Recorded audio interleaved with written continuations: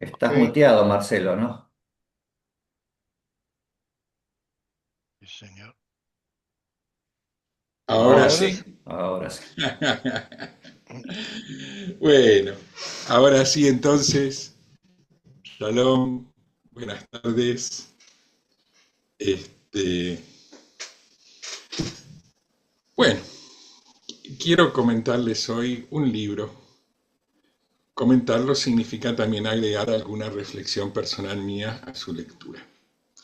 Es el libro Escritos Paulinos del profesor Carlos Gil Arbiol, que es una obra publicada en octubre del 2023 y que en la colección Introducción al Estudio de la Biblia de la Asociación Bíblica Española viene a reemplazar al libro o sustituir al libro también Escritos Paulinos del mismo título de Jordi Sánchez Bosch, que ha contribuido ya desde hace décadas a la formación e investigación teológicas.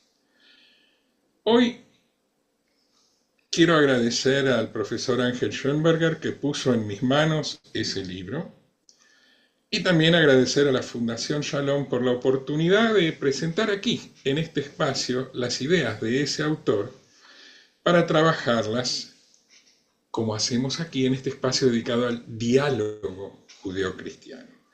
Mi motivación para traerlas es fundamentalmente porque dan una respuesta posible a una pregunta que me surgió en el curso de la primera clase del profesor padre Delio Ruiz en el curso sobre el olivo amado. Ahora, recién enfaticé que la que trae el profesor Arbiol es una lectura de San Pablo. ¿Y por qué el énfasis en que es una solamente? Porque en la tradición interpretativa judía, en ese sentido es un poco diferente la cosa. Existen obras como el Tikunei Zohar, escrito en España en el siglo XIV, por ejemplo, que da 70 diferentes maneras de interpretar la primera palabra de la Torá, Bereshit, en el principio. Es decir, que nuestra tradición, ante un párrafo de las Sagradas Escrituras, es esperable considerar que haya varias maneras válidas, interesantes de interpretar la palabra, aunque ésta sea una y la manera de aplicarla a nuestras vidas también sea una.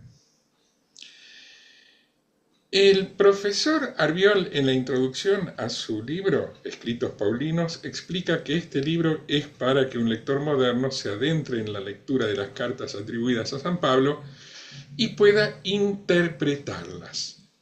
Y eso es lo que intento aportar, además de comentar la interpretación que trae Arbiol.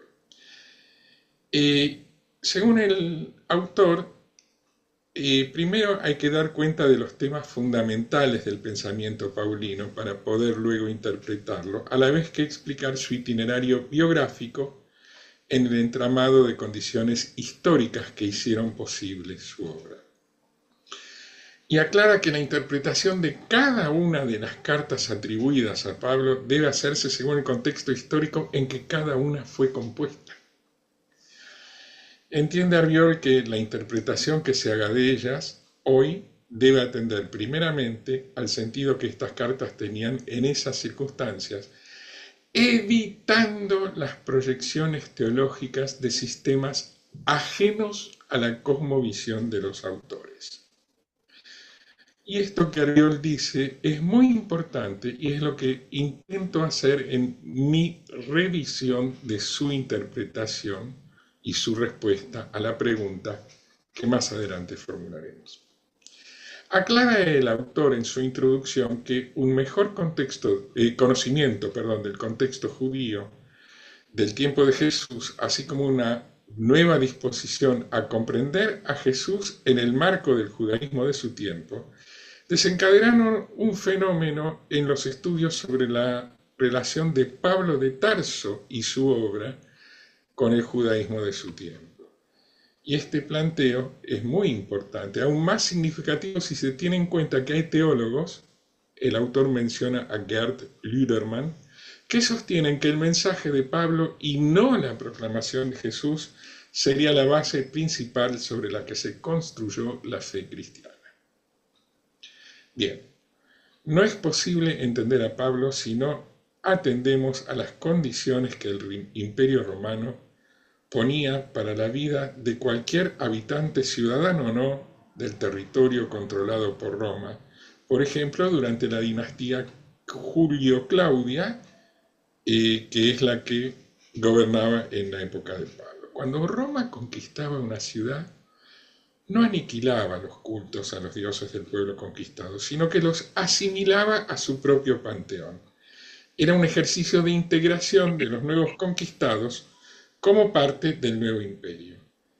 Claro, por encima de todo ello estaba el culto al emperador, que servía como instrumento de cohesión en torno al padre de la patria, se podría decir, que permitía entender todo el imperio como una casa que debía obediencia y respeto al pater familias de esa casa y de todos los habitantes y especialmente de los que tenían la ciudadanía romana se esperaba entonces muestras de piedad hacia el emperador que se manifestaban mediante devoción, libaciones o sacrificios.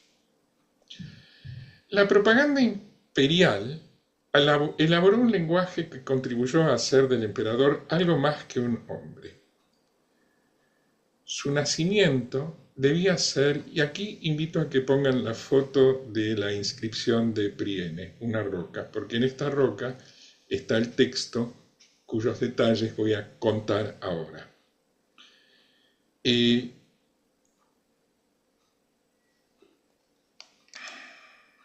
A ver cuándo está la roca. Ahí está. Entonces, en esa piedra está inscrito que el nacimiento del emperador debía ser celebrado como el del Divino Señor y conmemoraba la creación del mundo y el mantenimiento del orden y la paz. Estas fotos que estamos viendo ahora son del lugar en Turquía donde se halló esta piedra grabada. Sus gestas debían ser reconocidas como evangelios, buenas noticias. Sus regresos victoriosos de la batalla como epifanías. Y sus visitas a ciudades como parusías. Se pretendía lograr cohesión y sentido de pertenencia al mundo conocido, denominado oikomene, cuya paz y seguridad eran mantenidas por el Señor que lo cuidaba, o sea, el emperador. Y cualquier culto que supusiera una amenaza al señorío del emperador era considerado una superstición que estaba... ¿Cómo? Bueno, no sé, hay un ruido de fondo, pero sigo entonces. Y estaba condenado cualquier superstición, es decir, cualquier culto que fuese considerado una amenaza al señorío del emperador.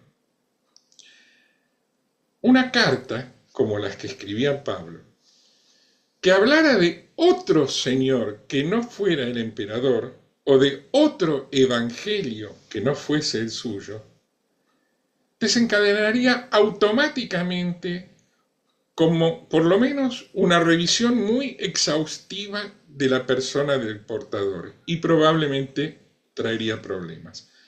Pablo sin duda que era consciente de estos controles y por eso algunos autores han leído sus cartas y se han preguntado si Pablo no utilizó este mismo lenguaje, el que acabo de citar,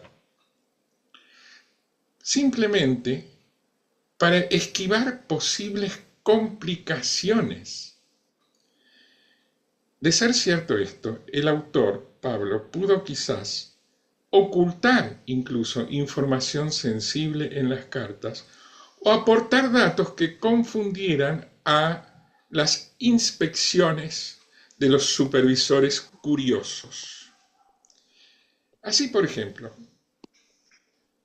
al comienzo de la primera carta a los Corintios, Pablo dice: la predicación de la cruz es una locura para los que se pierden, mas para los que se salvan, para nosotros es fuerza de Dios. 1 Corintios 1:18. La predicación de la cruz es presentada como una locura para los de afuera y como fuerza de Dios para los que están en el código, los que confían en el Mesías Jesús. Efectivamente, para un romano que no fuera creyente en que Jesús era el Mesías, presentar como Señor a un crucificado por la ley romana le hubiera parecido una locura. ¿Qué amenaza que pueden causar unos locos que adoran a una víctima del imperio que murió del modo más vergonzoso? Entonces, la predicación de la cruz, en primer lugar, tiene una apariencia de debilidad, pero tiene un sentido, porque para los que creen en Jesús es otra cosa, porque han descubierto las posibilidades que ha abierto para todos los que se identifican con Jesús como víctimas de los insultos del poder. Para ellos, el mensaje oculto no es de debilidad y fracaso, como podía leer un inspector romano, sino de fuerza, de vida y de esperanza. Por otra parte, tradicionalmente, a Pablo, igual que a Jesús y a sus demás seguidores galileos, los han llamado, tradicionalmente, los hemos llamado todos judíos. Y con ello queremos decir que pertenecían al judaísmo. Pero ¿cómo se definiría ese judaísmo de la época de Pablo? ¿Era una religión, una nacionalidad, una raza, una forma de vivir? ¿O todo lo anterior?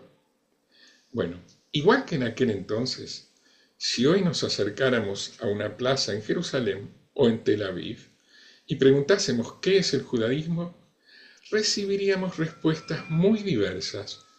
Desde ya que con toda seguridad que en Tel Aviv un tipo de respuestas y en Jerusalén otro, muy diferente.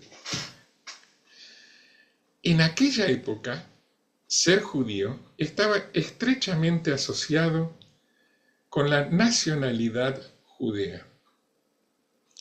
Los que habían nacido en Judea eran los judeos. Sin embargo, la mayoría de los judíos del tiempo de Pablo, como él mismo, no habían nacido en Judea, pero seguían siendo judíos. Esto era porque consideraban que, aunque nacidos fuera de Judea, habían nacido de padres judíos o abuelos judíos, y eso los hacía judíos. Ser judío no era algo que un habitante del Mediterráneo del siglo I podía adquirir o rechazar a voluntad, sino que iba indisolublemente unido con su ciudadanía judea, con su estirpe, sea que hubiese nacido en Judea o por herencia. Ahora bien, más o menos alrededor del año 130 antes de esta era, de la era común, Judea conquistó por la fuerza de las armas a varias ciudades de Idumea. Y el rey Hircano dio a los vencidos idumeos la posibilidad de circuncidarse y, obligándose a cumplir la Torá, pasar a ser considerados judíos. Y esta incorporación de idumeos a la nación judea abrió la posibilidad de que gentes de otras naciones pudieran, en determinadas circunstancias, hacerse judíos. Es decir, ciudadanos de Judea, si se comprometían con el cumplimiento de la Torá y la circuncisión de los varones. Luego, cuando Herodes, descendiente de idumeos conversos al judaísmo, llegó al poder en la tierra de Israel, apoyado por los romanos y al servicio de los romanos, la mayoría de los judíos consideraron que él y los demás idumeos, a pesar de haberse circuncidado, no eran auténticamente judíos. Bien, Pablo, vinculado de algún modo al partido fariseo, seguramente, como lo dice en Filipenses 3:5, y también a la defensa del judaísmo y de las tradiciones de los antepasados, como lo dice en Galateos 1:13-14, tiene que haber tomado parte, haberse enterado y haber tomado parte de este debate. Si se podía considerar judíos o judíos a quienes se circuncidaban y a quienes vivían de acuerdo a las normas de la Torá. Y puede haber cambiado en el curso de su vida de posición Pablo, de primero sostener una cosa y luego la contraria, porque era un ser humano que puede cambiar de opinión. En el tiempo de Pablo, los creyentes en Cristo eran en su mayoría judíos o judeos, y los que no lo eran considerados gentiles. Punto.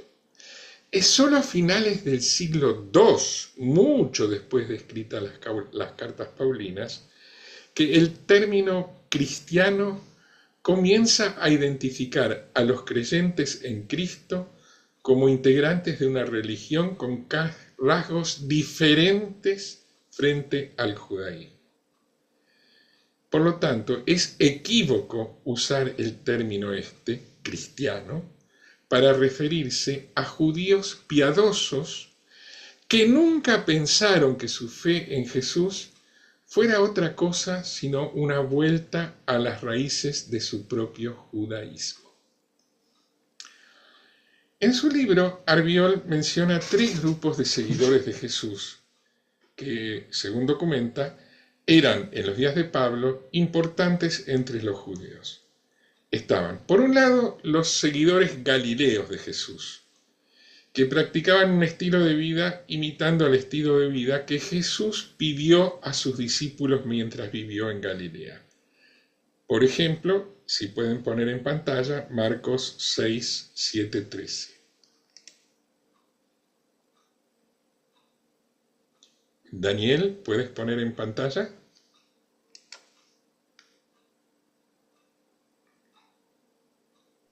Necesito la autorización para hacer eso. Ah, No, pulsé acá, pero dice que el uso compartido no está activado. Supongo que bueno, Ángel tiene que perdón, activar eso. interrupción técnica. Escala Ya lo técnica. llamo al autorizador, al Mientras autorizador lo oficial. llamas, Mientras lo Sí, por llamas, favor. yo sigo con la charla, con el texto, ¿eh? Y en todo caso queda pendiente Marcos 6, 7, 13, que dice que Jesús pidió a sus discípulos en Galilea una forma de vida. El centro de la proclamación para estos discípulos de Jesús galileos parece estar en la llegada inminente del reino de Dios y no tanto en el acontecimiento de la muerte y resurrección de Jesús, en el que se focalizarían las epístolas de Pablo, que no sabemos, si tenemos en cuenta el contexto, no fueron escritas por los motivos que expliqué antes de ese modo, y hoy llegan a nosotros por una circunstancia histórica de que ese texto quedó así. Pero hay que ver si realmente esa era la esencia de la proclama y el evangelio que quería llevarles Pablo a los discípulos en otras tierras. Ahí está, compartimos la pantalla. ¿Hay algún voluntario que quiera leer el texto de Marcos? Tenemos, a ver, ¿a quiénes tenemos hoy?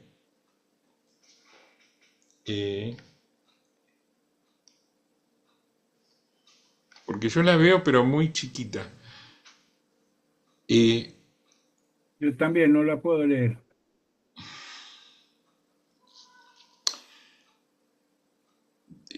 y llamó a los 12 y se puso a enviarlos de a dos en dos, dándoles poder sobre los espíritus inmundos.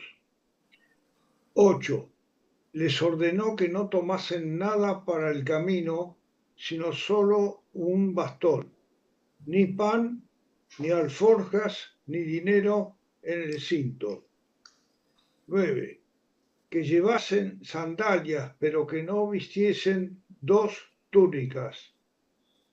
10. Y les dijo: cuando entréis en una casa, quedaos en ella hasta que salgáis de allí. 11.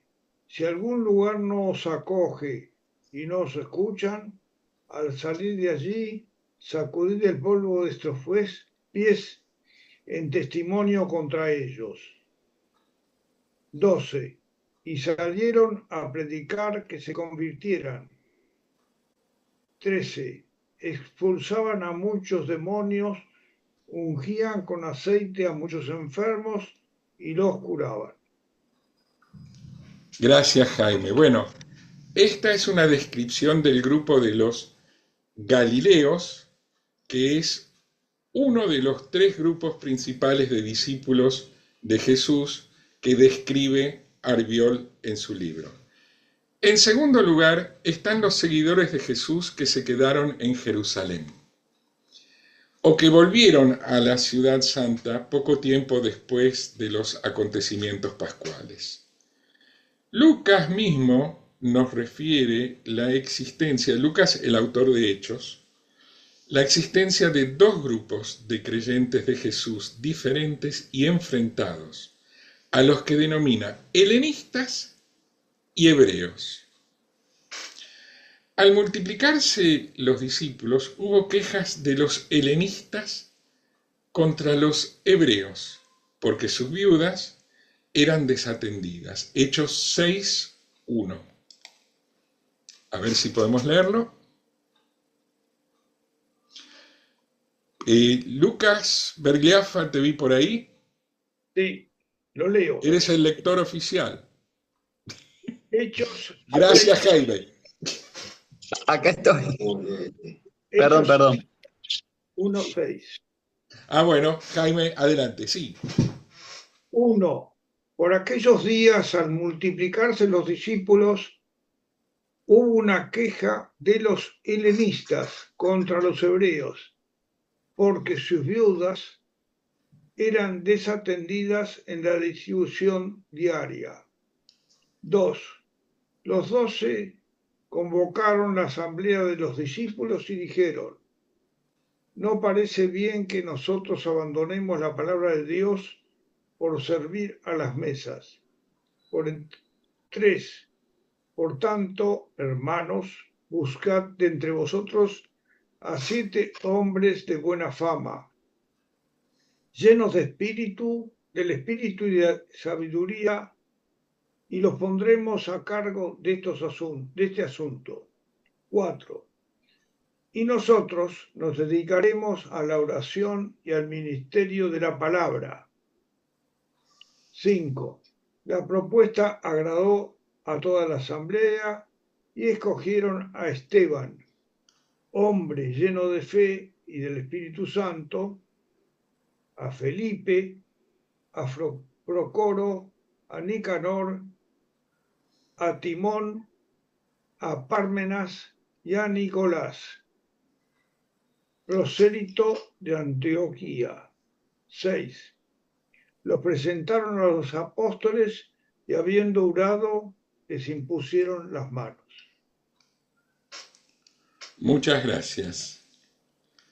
Bueno, entonces tenemos aquí ya descriptos por Arbiol 3 grupos de discípulos de Jesús. Los galileos, centrados en vivir como Jesús les enseñó y no centrados en la crucifixión. Y luego en Jerusalén 2 grupos tan diferenciados que el autor de Hechos de los Apóstoles nos habla de conflictos entre ellos. Los así llamados por él hebreos que ahora vamos a ver cómo era su idea de ser discípulos de Jesús, qué significaba para ellos, y los así llamados helenistas, que eran judeos o judíos venidos del extranjero, pero de habla griega. Bueno, y Pablo menciona a Santiago, Cefas, que es Pedro, y Juan, como los notables y columnas de Jerusalén, en Gálatas 2:9. Esto alrededor de los años 40 de esta era. El primero, según dice Pablo, era el hermano del Señor, Galateos 1:19. Y las fuentes describen a estos cristianos diciendo que iban al templo de Jerusalén para presentar ofrendas. Mateo 5, 23 y 24. ¿Podemos escucharlo? Mateo 5, 23 y 24.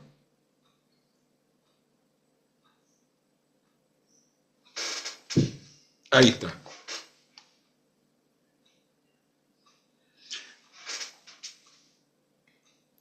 No, estás muteado, Jaime, no te oímos. No te oímos porque estás muteado.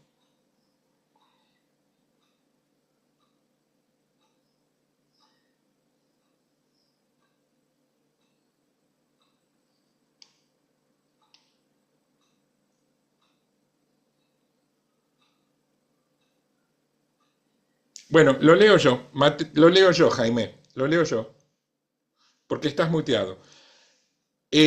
Mateo 5, 23, 24 dice: por tanto, si al presentar tu ofrenda en el altar, y esto solamente puede referirse al altar de Jerusalén, no puede uno presentar ofrendas en esa época siendo judío ante otro altar.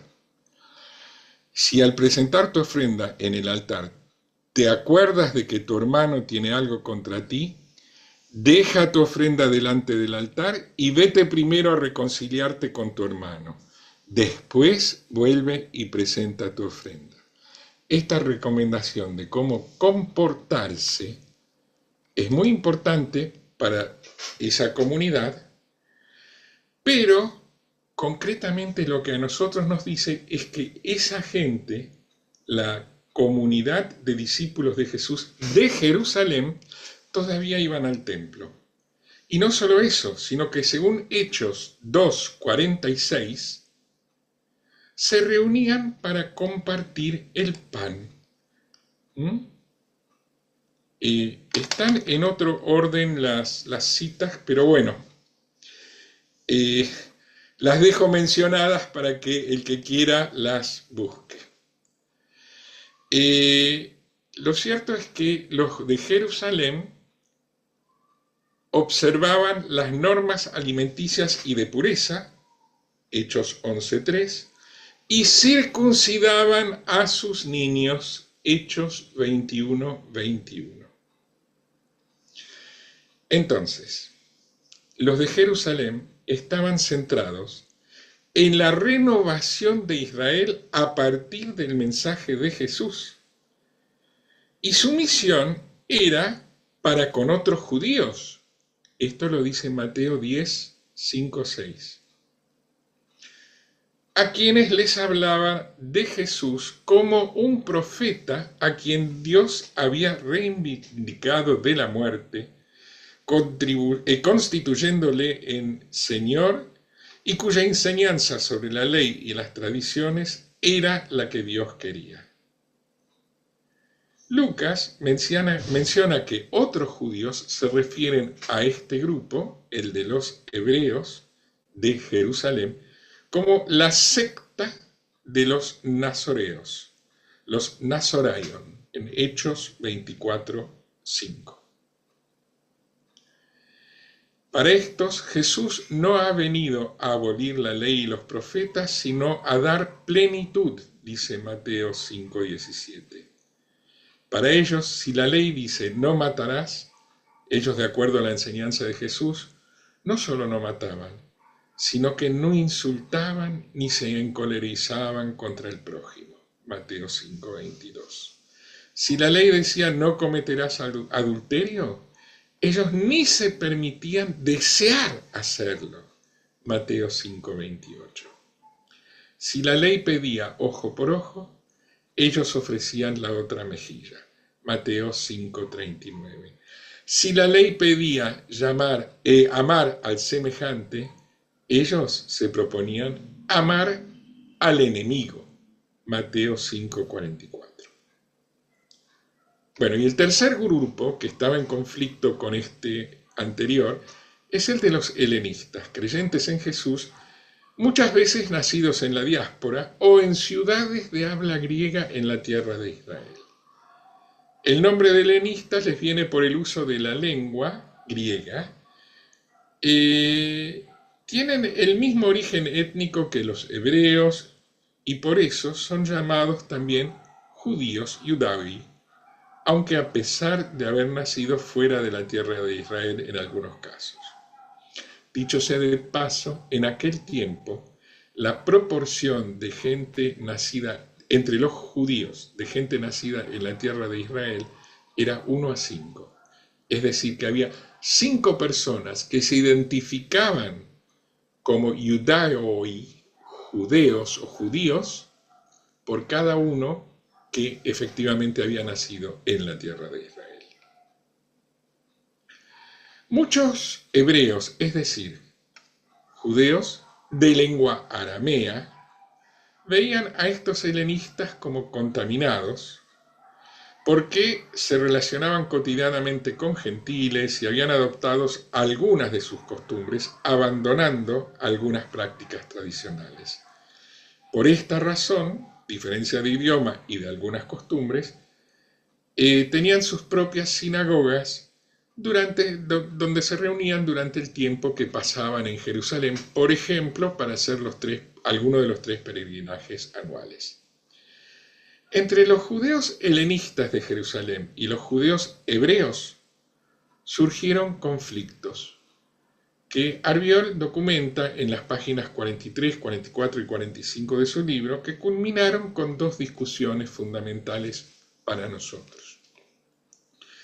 Si la muerte de Jesús cargaba los pecados de todos y servía al bien de muchos, ¿era necesario todavía frecuentar la liturgia de la expiación en el tiempo, como hacían los hebreos? Y B, si el alcance expiatorio de su muerte, la de Jesús, podía ir más allá del Israel genealógico, ¿por qué no salir de las fronteras étnicas y anunciar esta buena noticia también a los no judíos?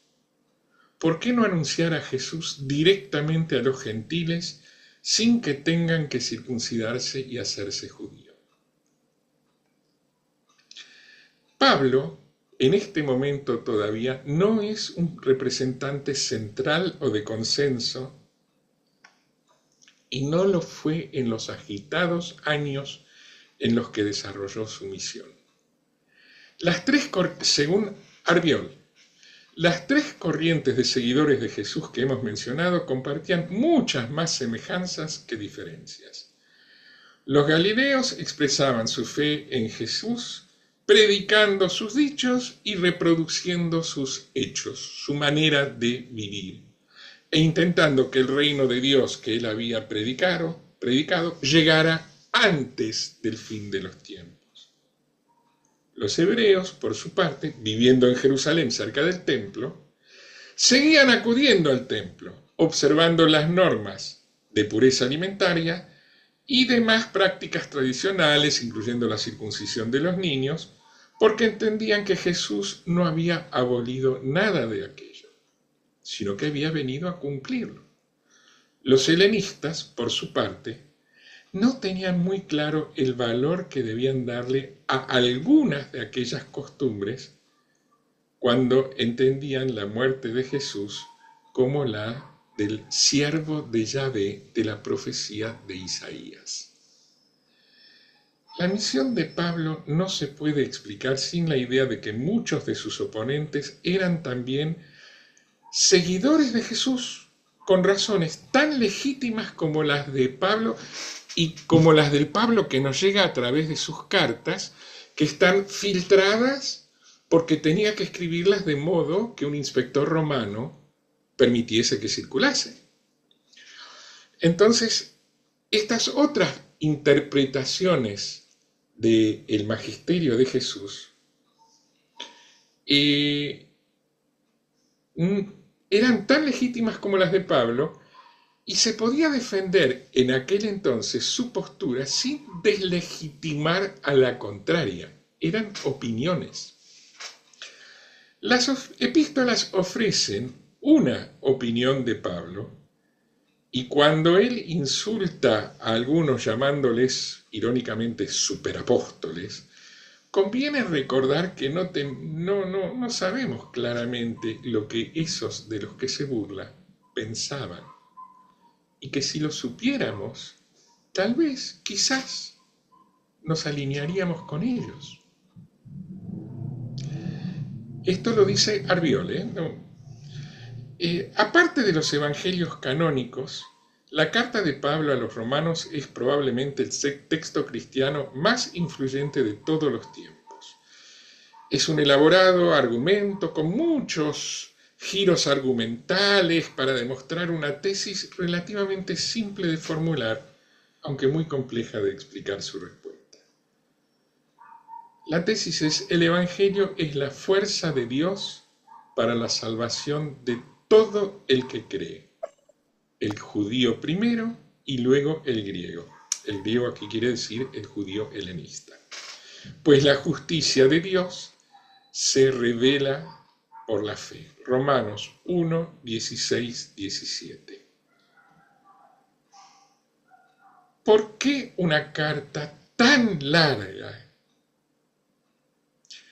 Ahí la tenemos en pantalla. ¿No?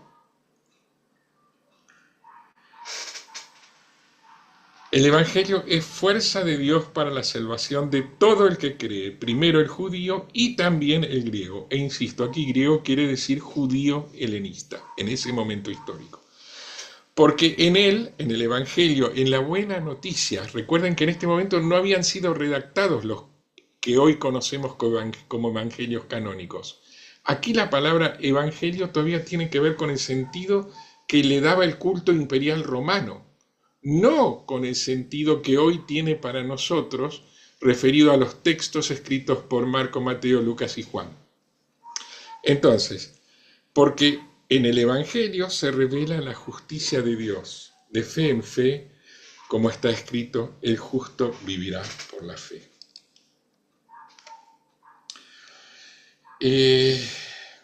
Ahora bien, Arbiol escribe: ¿por qué una carta tan larga, tan elaborada teológicamente, si el autor solamente quiere quiere hospitalidad de parte de los romanos? Lo que Arbiol explica en las páginas 469 a 474 de su libro de más de 600 páginas es que Pablo no solo busca alojamiento en Roma, sino que debía ofrecer alguna ayuda a las asambleas de Roma, que estaban muy divididas entre sí. Esto lo dice claramente Romanos 12:14. Y además les pide a los judíos romanos que intercedan por él ante los hermanos de Jerusalén, porque Pablo sabía de la estrecha relación de los líderes de la iglesia de Roma, de la Kehilá de Roma, creyentes en Jesús, con los líderes de los discípulos de Jesús en Jerusalén. Por eso en Romanos 15 les pide a los de Roma que intercedan por él ante los de Jerusalén. Es decir, que los motivos de esta carta tienen estrechísima relación con las circunstancias de la vida del autor y las circunstancias políticas de ese momento de los destinatarios, y sería un error pensar en esta carta como algo abstracto o atemporal. La misión de Pablo en ese momento, la misión que tiene para la iglesia, tiene que ver con un dinero que lleva de socorro para los pobres de Jerusalén, que funciona como un testimonio de su obediencia y de la comunión de sus asambleas con las de Judea.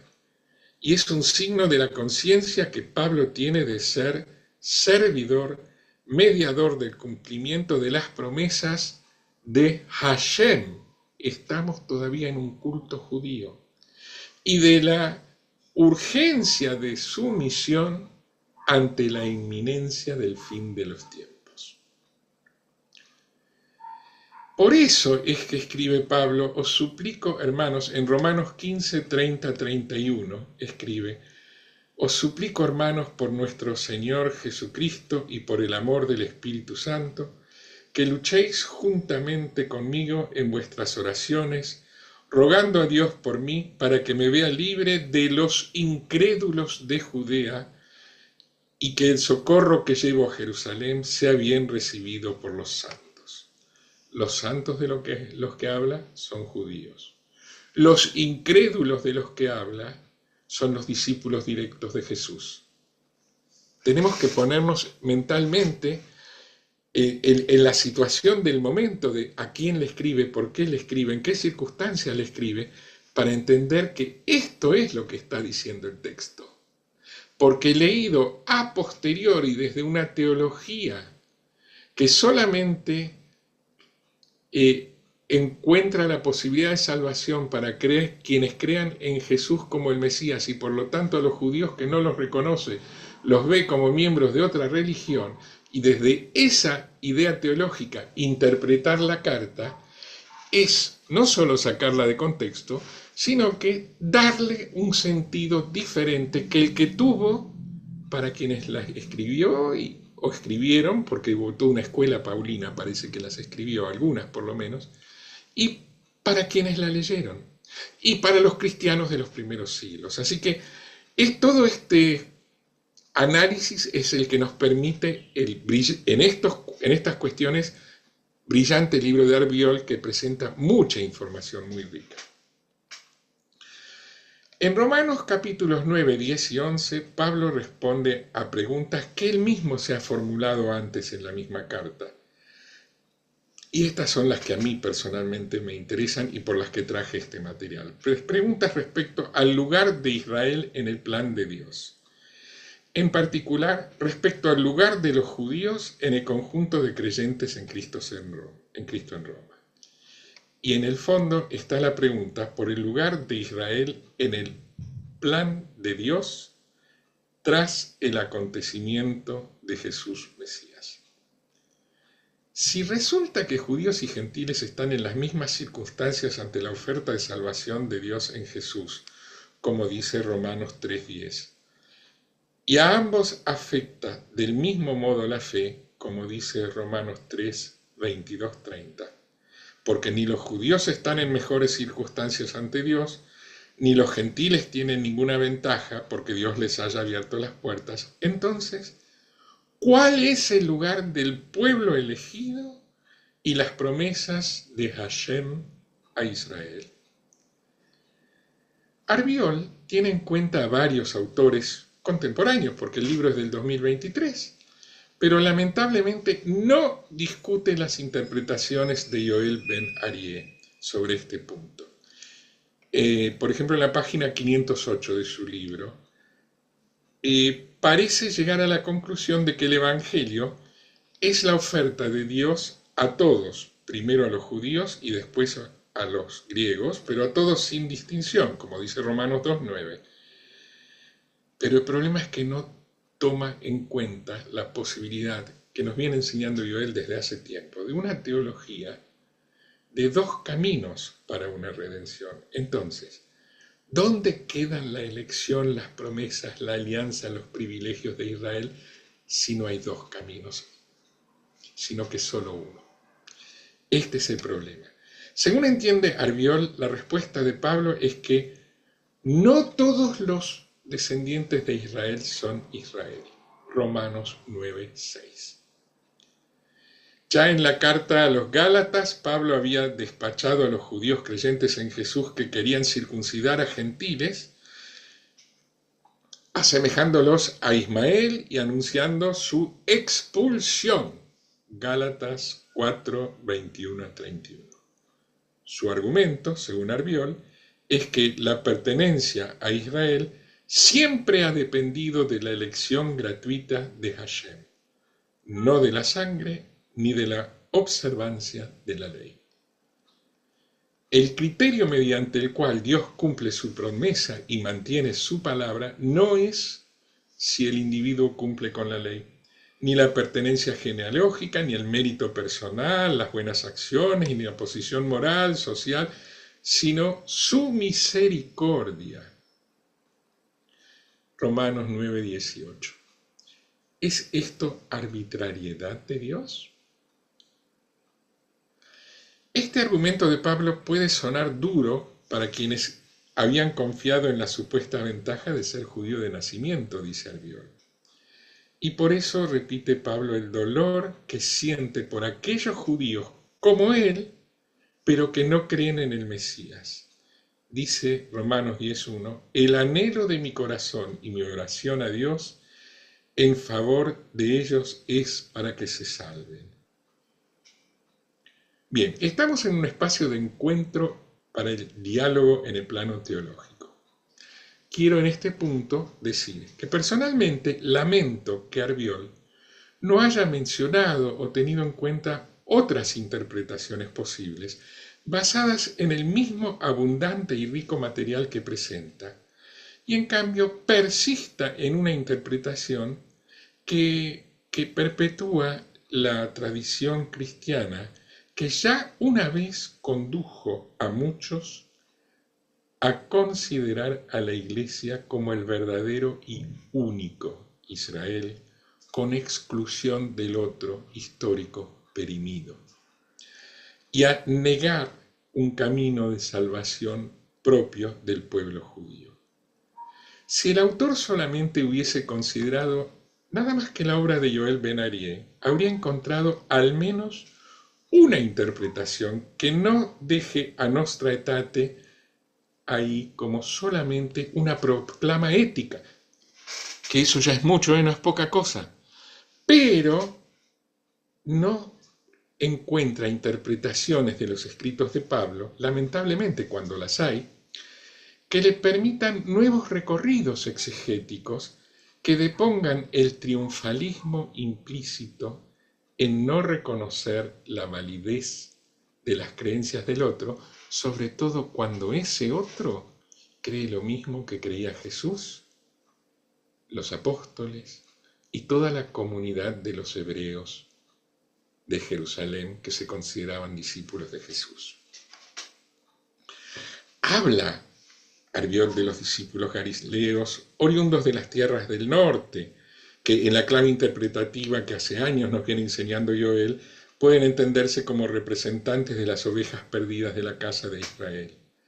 También habla de los discípulos hebreos que siguen apegados al culto judaico y que después de algunas generaciones consideraron que Jesús no es el Mesías para ellos, pero que no se oponen a que Pablo lleve el Evangelio a los helenistas y gentiles, que son el tercer grupo, la tercera rama del olivo en la interpretación de Joel. Albiol describe a las tres ramas del olivo, los tres grupos de discípulos, pero persiste con la supuesta exclusividad de la interpretación cristiana preconciliar, dividiendo entonces a los discípulos de Jesús finalmente en dos grupos significativos para él: los que lo aceptan como Mesías, sean judíos o no, y los que no, y punto. Entonces, según Albiol entiende a Pablo, ¿qué futuro tiene Israel? ¿Es ya una nación caducada que ha dejado de tener sentido en el proyecto de Dios? ¿Qué pasa con los judíos miembros del pueblo elegido, pero que no creen que Jesús sea el Mesías para ellos? Y enfatizo, para ellos, aunque puede hacerlo para las ovejas perdidas de la casa de Israel y para los gentiles. ¿Cuál es el lugar en el futuro de la salvación de Dios para estos judíos, según Albiol? Bien, él encuentra su respuesta a esta pregunta que para mí es fundamental y que la planteé en el curso del profesor, después les hablo del curso, Él plantea su pregunta, ¿es que han tropezado para quedar caídos? De ningún modo, dice en Romanos 11:11, sino que su tropiezo ha traído la salvación a los gentiles para llenarlos de celos. En todo el capítulo de Romanos 11, Pablo se refiere a un tú al que identifica como la rama injertada. Y le dice tú en un momento al olivo silvestre que fuiste injertado en su lugar, en Romanos 11, 17 y 11, 24. Y les alerta del peligro de engreírse contra las ramas caídas, que serían los judíos por nacimiento, por creer que su injerto les da algún tipo de privilegio o estabilidad frente a los judíos no creyentes en Jesús. Y les recuerda que han sido injertados por la misericordia y la bondad de Dios. La llamada de atención para no engreírse al inicio de la carta estaba dirigida a los judíos. Tú que te glorias en la ley, deshonras a Dios al quebrantar la ley, Romanos 2:23. Pero al final, la alerta es para los creyentes gentiles que corren el mismo peligro, y les reconoce a los caídos, les reconoce a los gentiles también la función de llenar de celos a los judíos, Romanos 11:11. En síntesis, Pablo no quiere crear más problemas de los que hay entre los creyentes en Roma, sino que quiere ayudar a resolverlos. El horizonte de Pablo es también la salvación del Israel étnico y genealógico. Pero, según Arbiol, para que eso ocurra, la totalidad de los gentiles debe entrar a Israel y sólo entonces las ramas desgajadas serán injertadas de nuevo. Según Arbiol, el judío Pablo confiesa su fe en la salvación de Israel según la carne, que debe aceptar, no obstante, que su futuro ya no será como pensaba Israel, ya no será un futuro étnicamente cerrado. Según Arbiol, el futuro de Israel es la disolución de la etnicidad israelita, en particular, sino el de un pueblo al que han entrado otras naciones manteniendo su identidad étnica diversa, o sea, siendo gentiles sin circuncidar y no haciéndose judíos. Ese es el Israel nuevo del que hablan las páginas 514 y 515, al cual entrará el remanente de los judíos que no aceptaron antes a Jesús como Mesías, y entraremos entonces, según Arbiol, cuando todos los demás pueblos hayan entrado a la alianza. En vísperas ya del Año Nuevo judío, nuestro Rosh Hashanah, me despido agradeciéndoles por todo el tiempo que me han escuchado y la enorme paciencia que han mostrado. De verdad, muchas gracias, y por la atención que me he prestado. Y les deseo a todos que sean bendecidos e inscriptos en el árbol de la vida. Shana Tová, Umetuká. Ahora me voy a silenciar un ratito para escuchar sus comentarios. Gracias.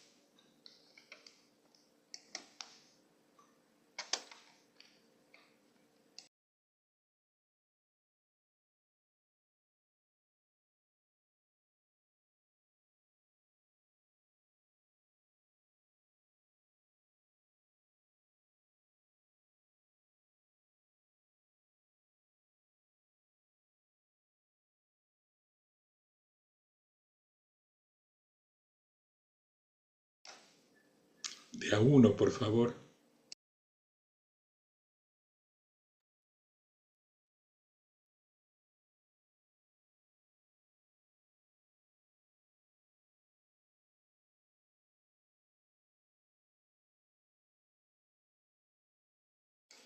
Sí, Jaime, te escuchamos. Estás muteado. Desmutead tu micrófono para que podamos oírte. Seguís muteado. Abajo a la izquierda ese simbolito rojo. Ah, sí. Es sumamente interesante todo esto que nos has relatado. seguramente muchos de nuestros amigos acá presentes hayan tenido tengan mucho más conocimiento de todos estos detalles y los interpretás de una manera que nos permite insertarnos en algo que ocurrió hace tantos siglos, pero que quedó registrado por escribas, de alguna forma llega a nosotros. Es muy difícil y nos has ayudado a interpretarlo, pero este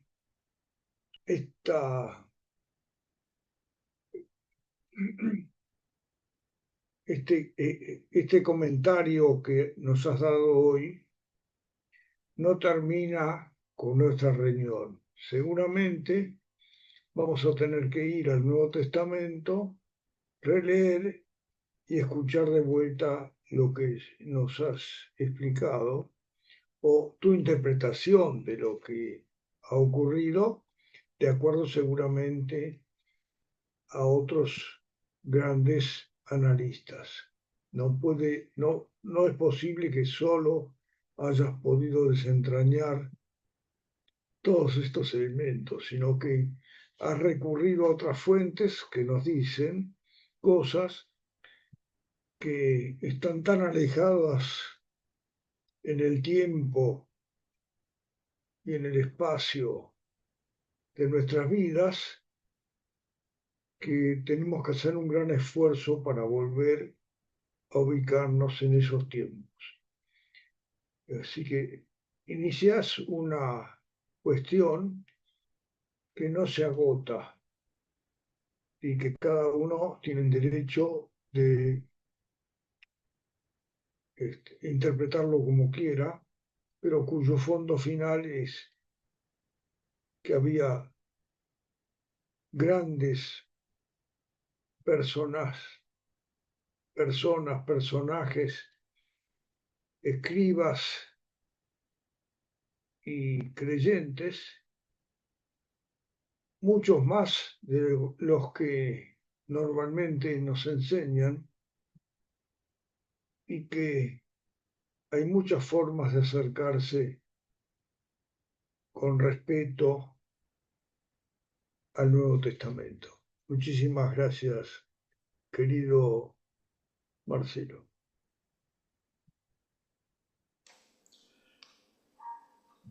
Muchas gracias, Jaime, y tenés toda la razón. Seguramente aquí mismo en esta reunión haya varias personas que conozcan en mucho más detalle y profundidad, después de haberle dedicado mucho más tiempo de reflexión que yo, varias de las cosas que mencioné. Yo en mi defensa solamente digo que no es de atrevido que hablé, sino que básicamente lo que hice fue mencionar las ideas de el autor de este libro, que cumple una función educativa importante en España y es relativamente actual. O sea, lo que hice fue resumir un poco las ideas de Albiol como las entendí yo, y cuando discutí con el autor aclaré que en ese punto era donde yo disentía. Y en cada momento en el que quise discutir con el autor aclaré que eso dice Albiol, pero yo lamento que lo diga, y expliqué por qué. Pero el 90% del material es del libro de Albiol. No son creaciones mías.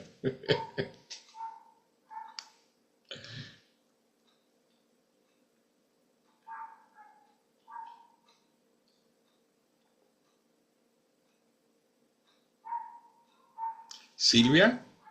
Sí. 2 semanas atrás terminé de escuchar ponencias de un módulo que se refería precisamente al cristianismo de los primeros tiempos, que no era paulino todavía. Y en ese módulo se hablaba precisamente de hebreos, de helenistas, de senios, y fue un tiempo de 4 o 5 clases de 2 horas. Y hoy logré engarzar todo lo que había escuchado en la explicación que nos dio. Es una barbaridad, un resumen impecable y bueno, es la idea del cristianismo no paulino de los inicios, ¿no? Gracias, gracias porque la verdad, muy, muy bueno. Qué lindo, me alegra mucho que te haya servido para eso. Sí, Esto es lo que sucede en una reunión de estas, cada uno sabrá para qué le sirve después. Marcelo, Sí, Marcelo, quisiera que me dijeras de nuevo, si podés repetirme. Vos dijiste que el autor dice que la palabra evangelio en Romanos capítulo 1, versículo 16, no se refiere a Jesús. Dijiste algo así, que el autor dice que no se refiere a la idea de Jesús y la muerte en la cruz y la resurrección. ¿Puede no, ser? no, por ahí me expliqué mal, pido disculpas si entendiste eso, evidentemente, suerte que preguntás y lo aclaro. No, No, capaz que me equivoqué yo. ¿Qué bueno, dice? lo aclaramos ahora y listo.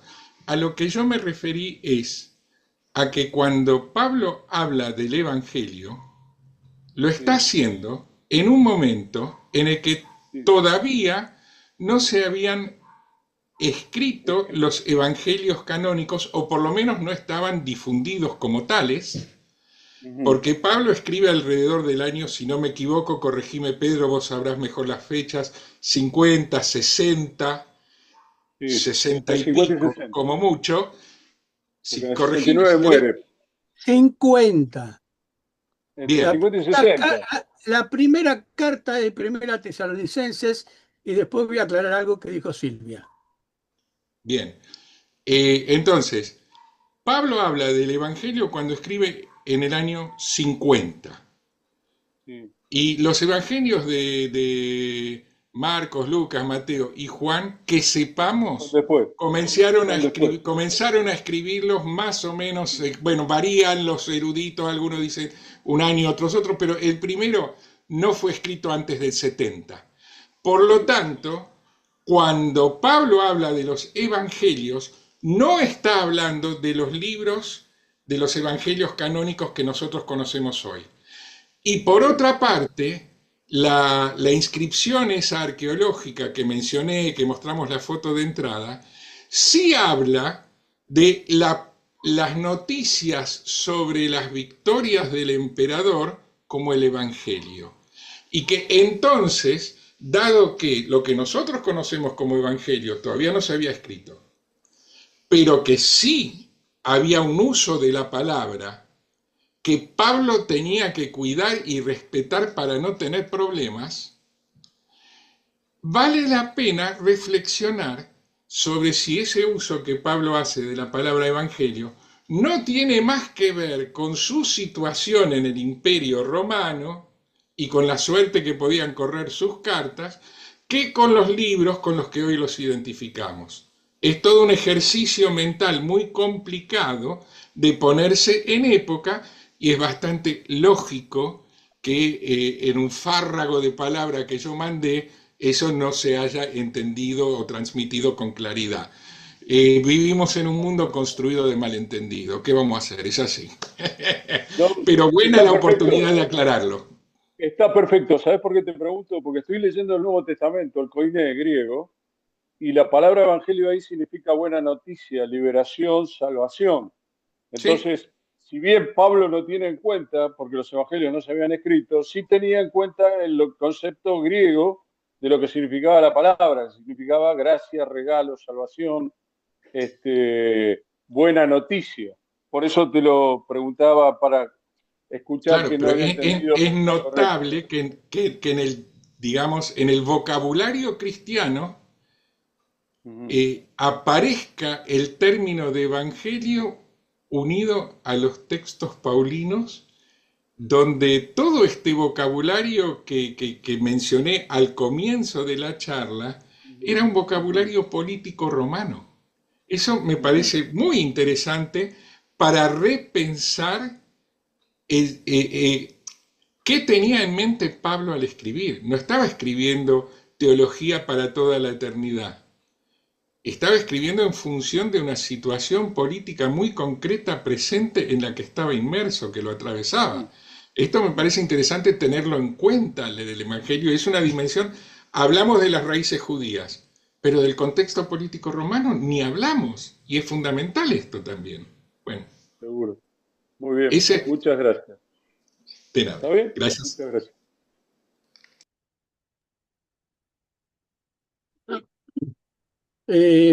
Marcelo, bueno, gracias. Sería interesante haber tenido el libro de Abiols, que es de Editorial Estela, las 650 páginas. Tiene una bibliografía de 25 autores. Es muy interesante. Y creo que cuando uno lo lee, también pone una parte de la interpretación, como vos dijiste, de lo que él escribió y lo que uno puede interpretar, que está de acuerdo o no, perfectamente como lo mencionaste. Algunos detalles que tienen que ver con los textos. Recién estábamos hablando de cristianismos. Yo no sé qué concepto tenemos muchos de los que estamos aquí, pero el cristianismo, en el primer siglo, en el primer momento, después de lo que el texto dice que Jesús asciende a los cielos, ¿no? Este libro de Hechos, que en realidad no es otro libro, sino es un libro o un texto unido al Evangelio, era uno solo, que después se parte por ser tan extenso. ¿Bien? Esto que dijimos la vez pasada cuando hablábamos de que algunos estudiosos nos han brindado toda esta posibilidad de conocer esto. Cuando estudiamos, no estudiamos solamente el texto, sino estudiamos todo el contexto, como vos estás mencionando. Pablo, una de las cosas es mi interpretación, no falsificaba las cosas. Es decir, no era una persona que disfrazaba su mensaje, porque cuando se le paró a los romanos de frente, se les paró como era. Cuando tenía que decir las cosas, las dijo con todas las letras. Lógicamente, en el griego utiliza la misma palabra que era común. Vos dijiste recién de político o de política romana, es que estaban viviendo en un mundo que era el Imperio Romano. Y alguna vez tendríamos que trabajar bien por qué fueron perseguidos los cristianos. Y hay todo un debate de por qué fueron perseguidos, pero no es el tema de ahora. Hubo muchos cristianismos que se fueron acomodando. Nosotros mismos, los evangélicos, en algún momento decimos que de todo lo que se fue mostrando, siempre hubo después un grupo que se mantuvo fieles a aquello que era la oralidad de aquellos que habían conocido a Jesús.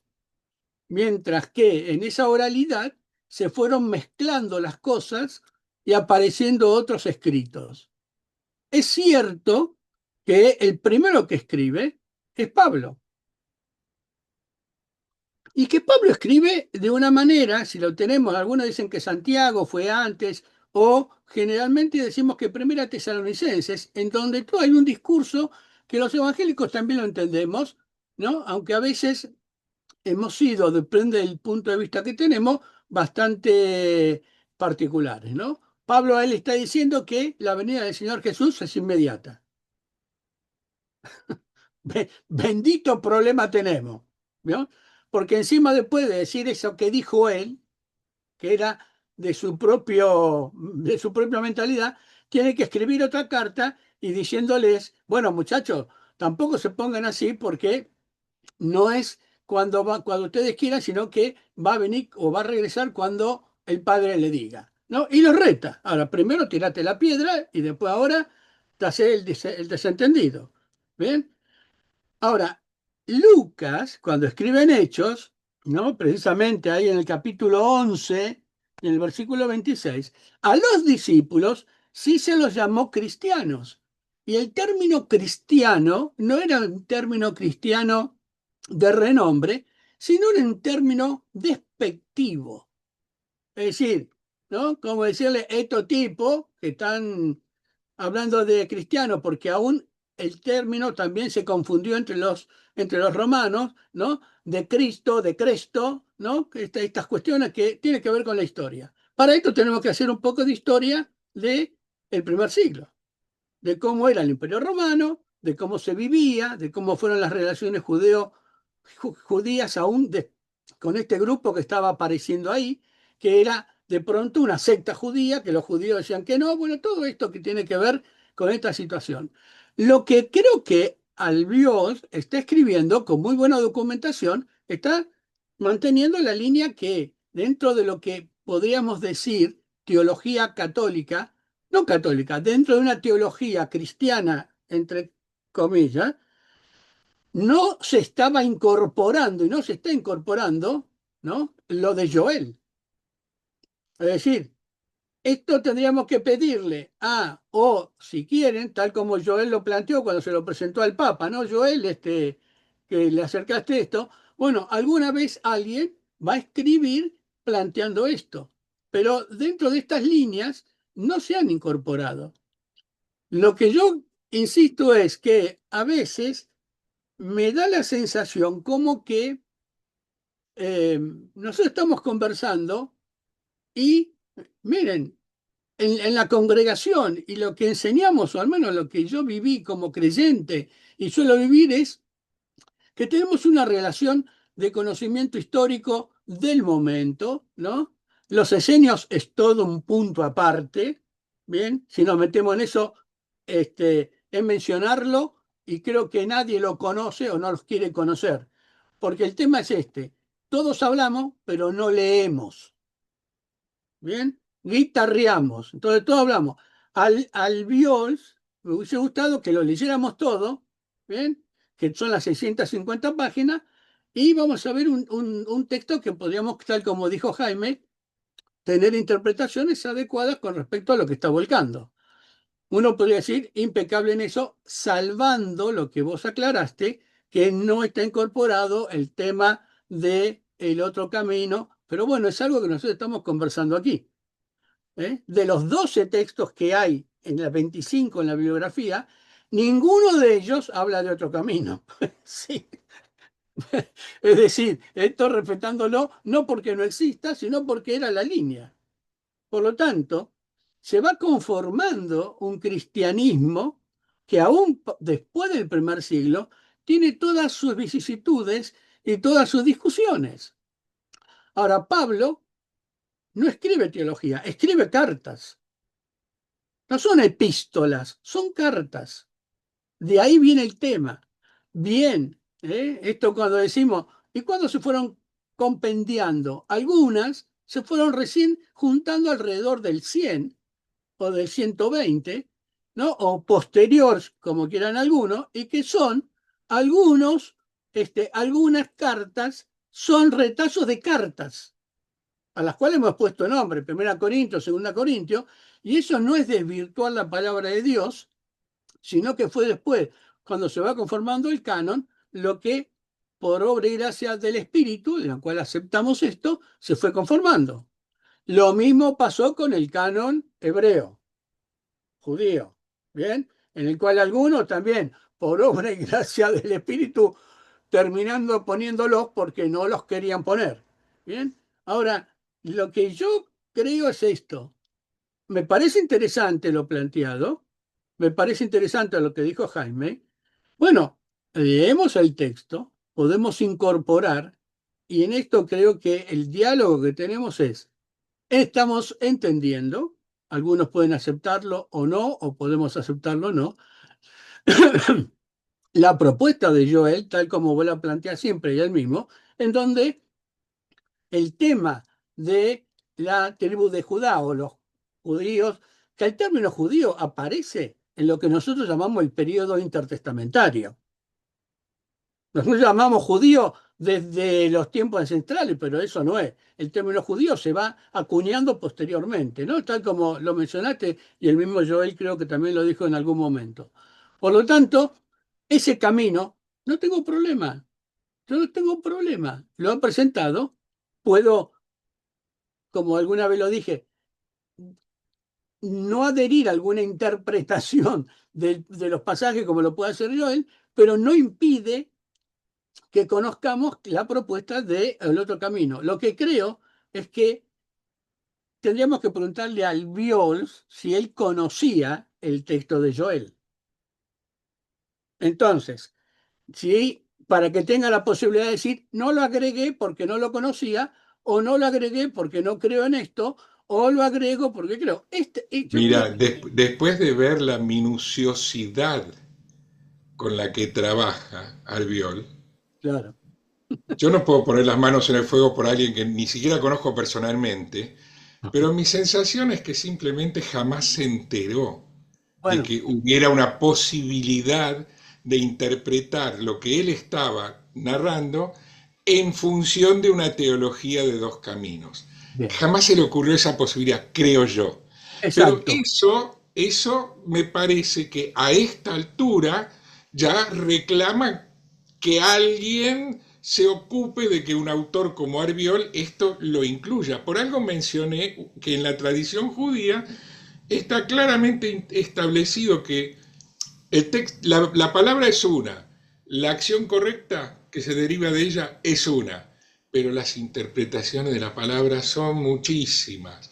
Hay un libro que tiene, está escrito 70 interpretaciones de la primer palabra de la Torá, nada más. Sí, ahora bien, en la tradición interpretativa católica podrían incluir una línea interpretativa, aunque no sea la más defendida y sostenida, pero que permita que el planteo ético de Nostra Aetate tenga en consonancia también una representación en la exégesis y en la teología.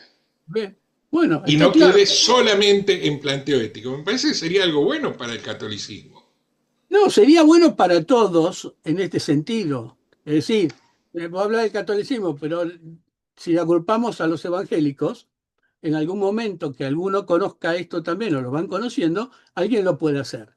Momentáneamente nosotros estamos aquí, lo conversamos nosotros con las opiniones que podemos tener, aceptando o no discutiendo, sino relacionándolas. Lo cierto es que los libros que estamos leyendo, que puedas leer, muchos de ellos, y yo diría todos los que leemos, por eso te mencionaba 25 en la bibliografía, no van a tener esto. Habría que ver ahora, dentro de lo que estamos comentando, cuáles son las aperturas. Por eso creo que lo que Joel estuvo distribuyendo, y bueno, yo también lo recibí de esa manera. Por eso creo que es interesante lo que trabajó Albiols dentro de lo que es sesudamente, y yo insisto, Pablo en el Imperio Romano se jugó la vida. Tengo mi punto de vista con Pablo. Sí, yo tengo mi punto de vista. Porque saben a los pies de quién dejaron las pilchas de Esteban. Es decir, pónganle ustedes la denominación que quieran. Alguien que estaba parado consintiendo que lo mataran. ¿Bien? Es decir, estaba ahí. Yo podría decir, asesino, estaba ahí. Es decir, estas cosas están escritas. Si no, Lucas tendría que haber agarrado el corrector y borrarla. Es decir, pero estaban ahí. Por lo tanto, tenemos, que bien dijiste, todo un contexto muy rico del primer siglo. Y hay que volver a leerlo, leer el entorno de esto. ¿Bien? Ahora, también tenemos entre nosotros esta posibilidad de decir, miren, nosotros estamos hablando de los que creen en Jesús y hablamos de esto, pero sin estar señalando en lo que durante mucho tiempo, o algunos hasta ahora, están tratando de separar. Nosotros estamos entendiendo esto. ¿Bien? Algunos lo aceptará, otros no lo aceptará. Yo lo converso con muchos. Yo lo converso. Bueno, yo doy clase de esto y yo lo comento. A algunos se le paran los pelos de punta. No me haga así. Algunos quisieran hacerme así, ¿no? Esta es la verdad. Y yo lo aclaro. Otros me miran como diciendo, y otros les llama la atención. Esto es lo que creo que tenemos que hacer.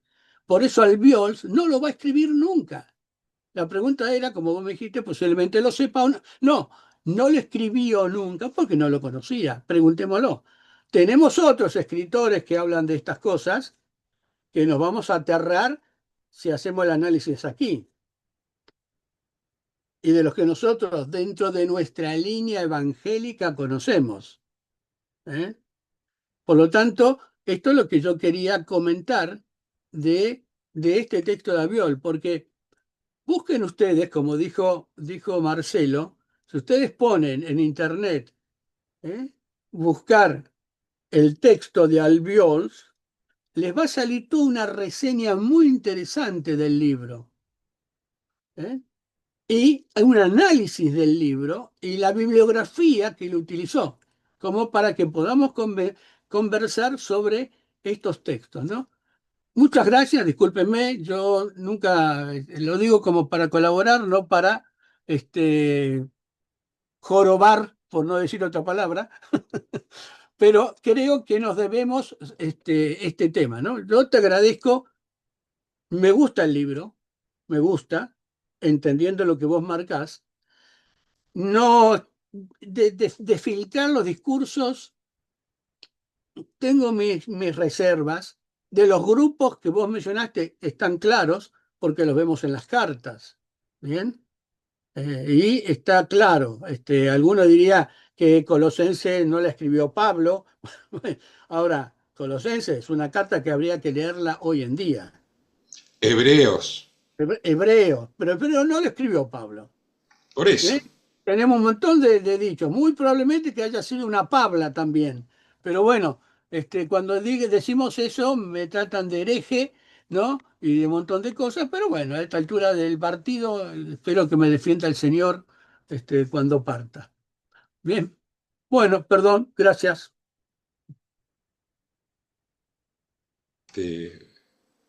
Muchas gracias, Pedro.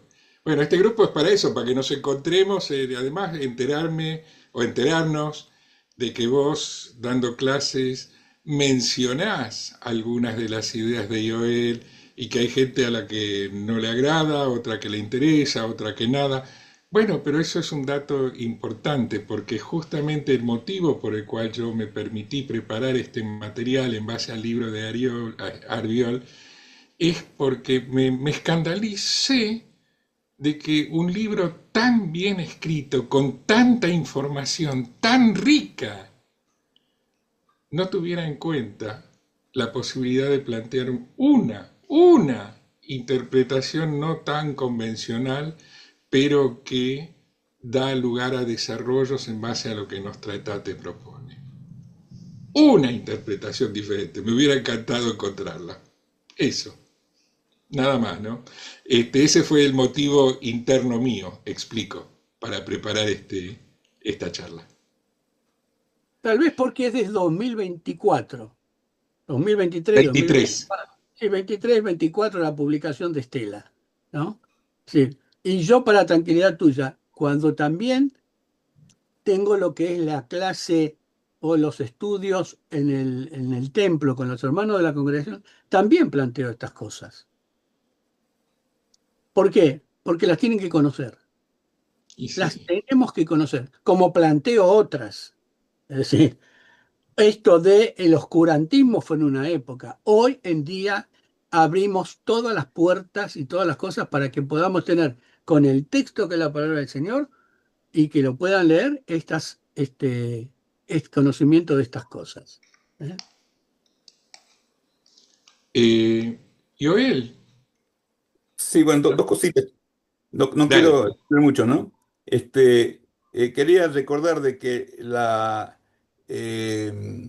hablaste de los Galileos. Sí. Bueno, estos Galileos no son de Galilea, son de la Galilea del Monte de los Olivos. Se llama Monte de los Olivos, que Viri Galilei son la gente que vivía en una aldea que se llamaba Galilea también, ¿no? Esto hay que tener en cuenta también cuando se habla de esto. Este, eh, después, bueno, no quiero entrar mucho más. Amar al enemigo, ¿no? Mencionaste eso. Porque ascuas de fuego pondrás sobre su cabeza. No es que lo vas a convertir en amigos, lo vas a combatir. Tenemos claro, ¿eh? A veces nos quedamos con una frasecita y no continuamos.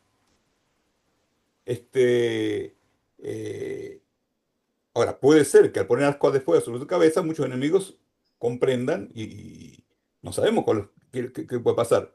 Pero al enemigo hay que combatirlo, no hay que amarlo. En el sentido de absorberlo. Este, eh, bueno, también el tema de que el justo por la fe vivirá, también eso es uno de los bases del judaísmo, ¿no? Tzadik be'unatu yihye. Ahora, ¿quién es el justo? Ya es para tema, o quiénes son los justos, ya otro para charlar, como dice Pedro también, ¿no? Eh, y con respecto a vos hablaste también del momento de la redención. Nosotros tenemos, de que, bueno, creo que lo dije varias veces, se viven 6.000 años, los 2.000 últimos años son los días del Mesías, y ya estamos sobre el final de esos días del Mesías. Y hay un concepto rabínico que dice, a su tiempo rápidamente. Entonces preguntan, ¿a su tiempo o rápidamente? No, va a ser a su tiempo, es decir, al final, pero un poquito antes. Ve y está ajillena. Creo que lo dije ya en otras oportunidades, pero lo recuerdo porque trajiste el tema este. Este, eh, bueno, no quiero extenderme más porque ya otras cositas serían ya alargar mucho eh, lo que hay que decir. Entonces, ahí nomás. Y muchas gracias por tu exposición, la verdad que muy interesante. También las expresiones de Pedro. Y bueno, y continuemos con desarrollar el diálogo que es tan importante y tan fundamental. Y creo que en estos días es muy importante. Sí, gracias. Gracias, Joel. A mí la pregunta esta me surgió en el curso de una clase dada por el padre Delio Ruiz, en el curso sobre el olivo amado que estamos con el Campus San Pablo y demás, junto con la Fundación Shalom, organizándolo también como un espacio de encuentro para el diálogo en el plano teológico. Y gracias a Ángel que me acercó este libro, ¿no? Pude estudiar un poco cómo está la teología católica hoy con respecto a este tema. Y me sorprendió encontrarme con que todavía hoy no hay propuestas que yo haya podido entender de una teología abierta a la posibilidad de dos caminos, de una redención para el pueblo judío. Hay proclamas en ese sentido, pero no basadas en una exégesis bíblica del Nuevo Testamento y que estén integradas en una teología, sino que son propuestas éticas, muy valiosas, muy importantes, respetables. No quiero de ningún modo ofender a quien da un paso al frente con una propuesta ética así. Es muy valioso, pero justamente por valorar esas propuestas éticas es que creo que valdría la pena apuntalarlas y sustentarlas en una base bíblica y un pensamiento teológico. Con ideas como las de Joel u otros autores que surjan. Todo bien, ahí ya entramos en otro terreno. Pero me parece que hay una asignatura pendiente de la teología y de la exegética bíblica cristiana hoy. Una asignatura pendiente en este punto. Bueno. Perdón por hacer uso excesivo de la palabra.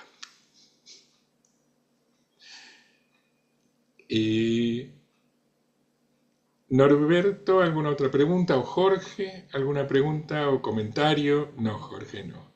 Silvia, ya nos has compartido algo. muy generoso de tu parte, gracias. Daniel, ¿quieres aportar algo? No, ok. Ángel, ¿no? Entonces, considerando la hora, los otros no los veo en pantalla, Lucas, Francisco Coco Galíndez, Jaime Wilfredo, Antonella, no los veo, pero alguno quiera... hola Lucas, que esa sonrisa, Lucas, eso, qué maravilla. ¿Te querés aportar algo, una inquietud, pregunta, comentario, crítica? Eh, Hola, Marcelo, hola, gente. Bueno, Hola, gracias por hola. la... Empecemos por ahí, Shalom. Hola, bueno, perdón, un momento me pediste de leer y justo estaba ocupado, así que arranco en orden pidiendo perdón. No, por ahí, no, un comentario que me lo hago yo a modo de pregunta mía, que estoy aprendiendo, digo, a lo mejor no estoy diciendo que no se pueda dar, no es arrancando de decir que no se pueda dar, pero a lo mejor digo, sea en el catolicismo y en el cristianismo, por ahí cueste o pueda costar más por muchas estructuras y muchos años, digo, de,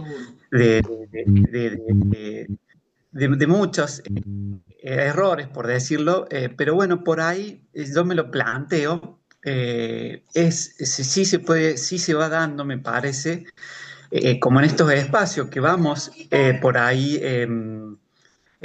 formulando y a lo mejor replanteando algo que no lo planteó ese autor, pero entre lo que aporta Joe, lo que aportan dos Pedro y las distintas miradas, sí vamos, tendríamos que ir escribiendo un libro, porque ahí está el error nuestro. Vamos replanteando y reformulando esto entre cristianos, judíos, católicos, y vamos sentando bases que, bueno, a lo mejor somos nosotros partícipes. Bueno, eso nomás. Eso nomás, nada más ni nada menos. Gracias, maestro. Bueno, considerando la hora, nos despedimos hasta el año que digo, hasta la semana que viene. Y Yanato va, ahora el lunes a la noche empieza, el martes tenemos Rosh Hashanah. ¿Cómo hacemos el martes? ¿Cómo hacemos si tenemos no sé, no sé. Eso lo decide acá Ángel. Yo lamentablemente no puedo asistir a la charla porque voy a estar en el Chile, en el templo. Yo también. Claro, los judíos vamos a estar probablemente en el templo y después de eso preparando las cosas para los invitados en casa.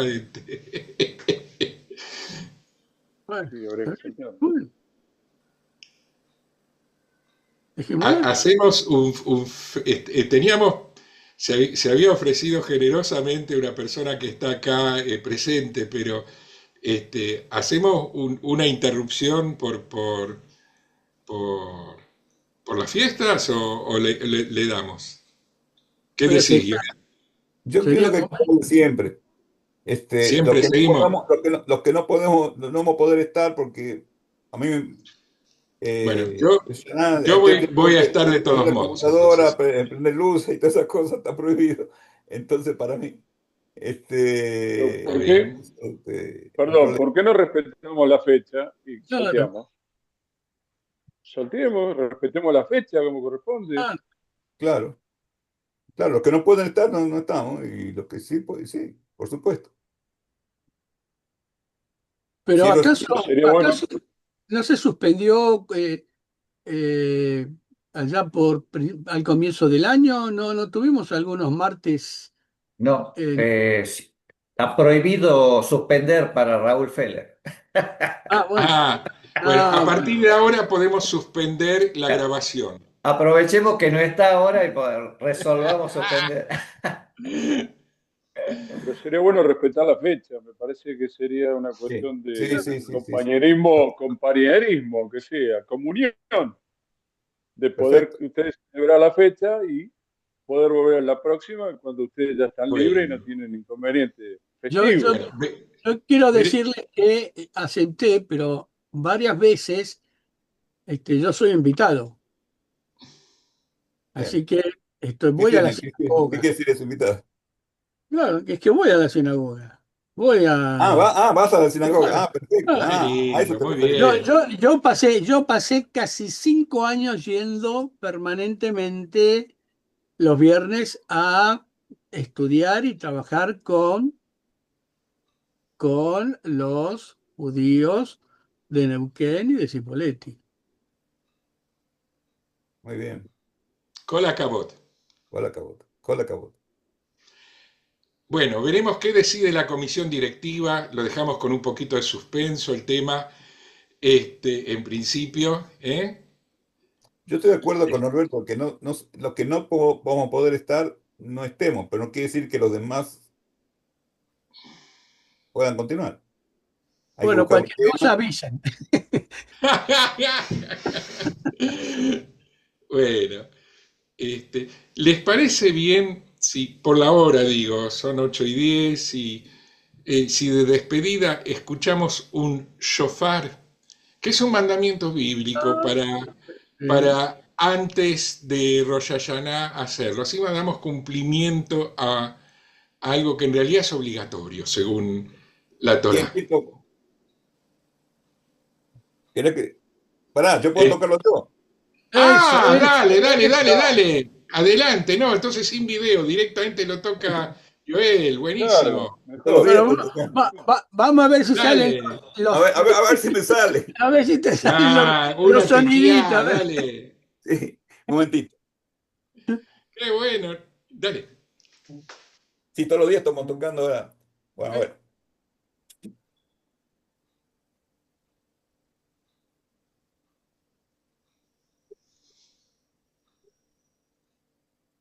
Ah, perdón. Tanta fuerza.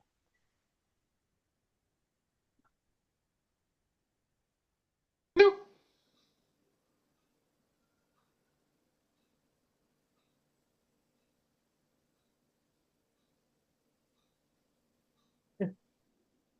Es tarde. bueno, muchas gracias. Haría falta ahora, viste, como ¿Querés poner en el la resultado? tele la traducción en lengua de señas para los sordos. Pero pasá el videíto, pasalo el video. Dale, el segundo nada más, Ángel, Sí, donde está el shofar directamente. sí. Hay que ir La primera es Daniel lo tiene. al neumonólogo, hay que ir para tocar el sofá. Muchas gracias, Joel. No, hay que tocarlo todos los días. Lo hacemos todas las mañanas con mi hermano. Dale, Daniel. Sí, Si Daniel, no ¿lo lo toco yo el escuchamos? shofar. Dale, Daniel. Es que Ah, al pedirle que lo saque, se le fue. Lo toco yo el shofar. Ya lo Jorge lo traigo. toca. Bueno, bárbaro.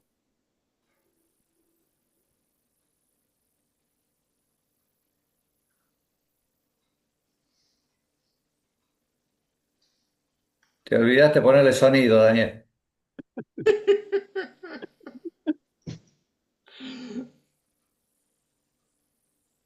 Pon el sonido.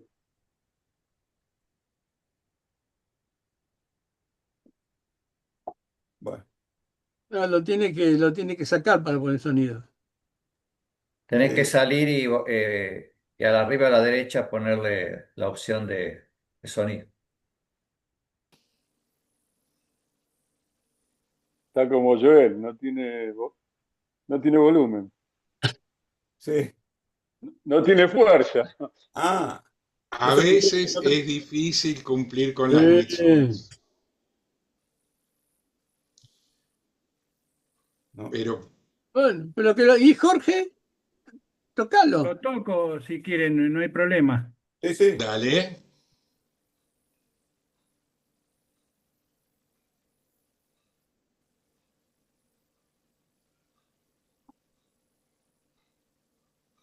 No se escucha.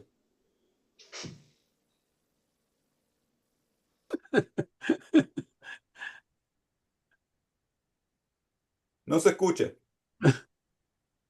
Y lo toqué. Bueno, ¿No se escuchó? 1 es una casualidad. Sí. 2, no sé qué es. Pero 3, para mí ya está.